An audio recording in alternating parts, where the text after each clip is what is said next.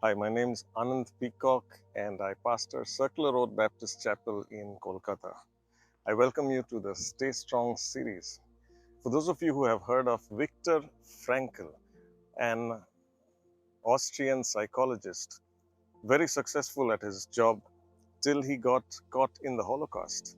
And after surviving the Holocaust, he wrote a book called The Search for Meaning.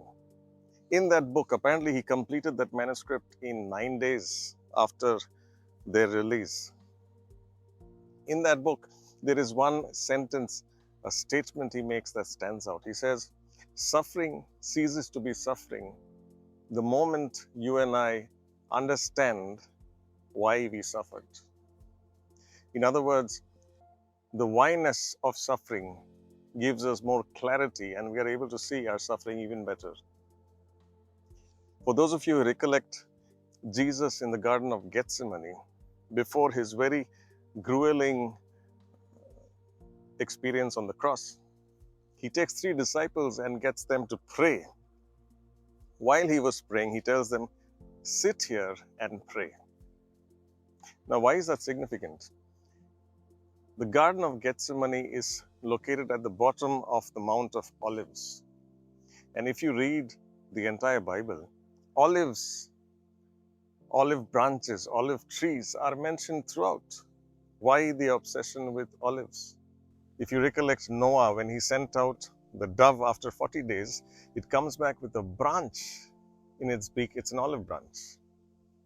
You see, when these olives fall from the tree to the ground, on the ground, they are fed upon by red ants. So when he tells them, sit and pray, it's not an easy thing to do because when you sit on that, the ant doesn't know the difference between the flesh of the olives and the flesh of the one who is sitting.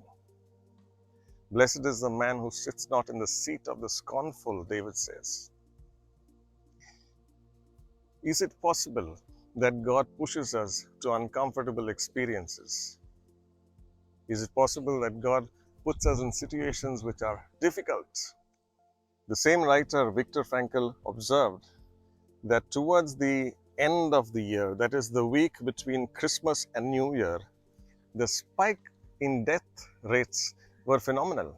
And the reason was, for the past 11 months, those enduring the horrors of the Holocaust looked forward to Christmas as a time of hope, probably a time of liberation and freedom.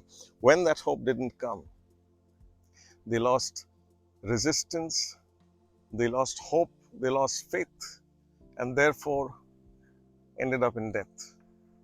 Now, as you and I go through dark moments, my friends, may I encourage you never to lose hope. Weeping may endure for the night, but joy comes in the morning. Hold on to hope. I do not know how long the darkness will last in your life, but this I know, if we keep our eyes on Jesus, we will finally see the light. Amen.